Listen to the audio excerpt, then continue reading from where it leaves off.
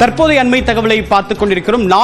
நாடு முழுவதும் நாளை நடைபெற இருக்கக்கூடிய போர் ஒத்திகை தொடர்பாக மத்திய அரசின் ஆலோசனை கூட்டம் தொடங்கியிருக்கிறது. விவரங்களுடன் இணைகிறார் நம்முடைய சிறப்பு செய்தியாளர் சுசித்ரா. இந்த ஆலோசனையுடைய முக்கியத்துவம் என்ன? திவா, பாதுகாப்பு ஒத்திகைக்கான ஆலோசனை கூட்டம் தற்பொழுது அதிகாரப்பூர்வமாக தொடங்கியுள்ளது. மத்திய உள்துறை செயலர் கோவிந்த் மோகன் தலைமையில் நடைபெறும் இந்த கூட்டத்தில் அனைத்து மாநிலங்களுடைய தலைமை செயலர்கள், சிவில் டிஃபென்ஸ் இயக்குநரக தலைவர்கள், தேசிய பேரமைப்பு ஆணைய அதிகாரிகள், 244 மாவட்ட ஆட்சியர்கள் உள்ளிட்டோர் இந்த கூட்டத்தில் காணொலி வாயிலாக பங்கேற்றுள்ளது மிக முக்கியமாக பார்க்கப்படுகிறது.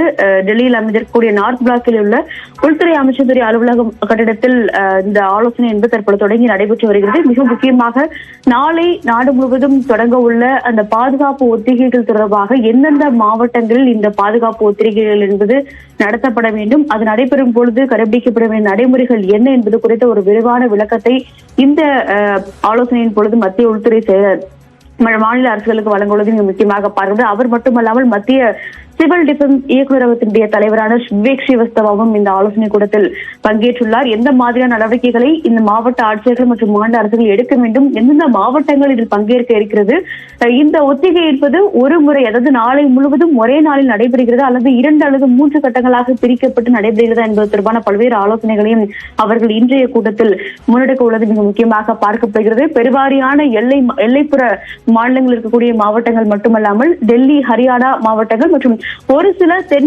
இந்தியாவுடைய மாநிலங்கள் இருக்கக்கூடிய மாவட்டங்களிலும் இந்த ஒத்திகை என்பது நாளை நடைபெறும் என்ற ஒரு தகவலும் கிடைக்கப்பட்டுள்ளது. மிக முக்கியமாக சிவில் டிஃபென்ஸ் என்ற ஒரு எச்சரிக்கை என்பது பொதுமக்களுடைய ஒரு அவேர்னஸ், விழிப்புணர்வை ஏற்படுத்தும் வகையிலான ஒரு ஒத்திகையாக இது இருக்கும். போர் மூலம் சூழல்கள் அவர்கள் எவ்வாறு தங்களை பாதுகாத்துக் கொள்ள வேண்டும், அதிக அளவில் தாக்குதல்கள் இருக்கக்கூடும் என்ற ஒரு எச்சரிக்கக்கூடிய ஒரு எதிர்பார்க்கக்கூடிய ஒரு மாவட்டங்கள் தான் இந்த ஒரு ஒத்திகையில் அந்த ஒரு பட்டியல் கொண்டு வரப்பட்டு அதில் அந்த ஒத்திகை என்பது நடைபெறும் என்ற ஒரு அறிவிப்பையும் மத்திய உள்துறை அமைச்சகமானது செய்துள்ளது. ஏர் சேரங்களில் தொடங்கி எவ்வாறு தங்களை பாதுகாத்துக் கொள்வது, இந்த போர் சூழல் போன்ற சூழல் சிக்கிக் கொண்டால் எவ்வாறு தப்பிப்பது என்பது தொடர்பான பல்வேறு ஒத்திகைகளும் இதில் நடத்தப்படுவது முக்கியமாக பார்க்கப்படுகிறது.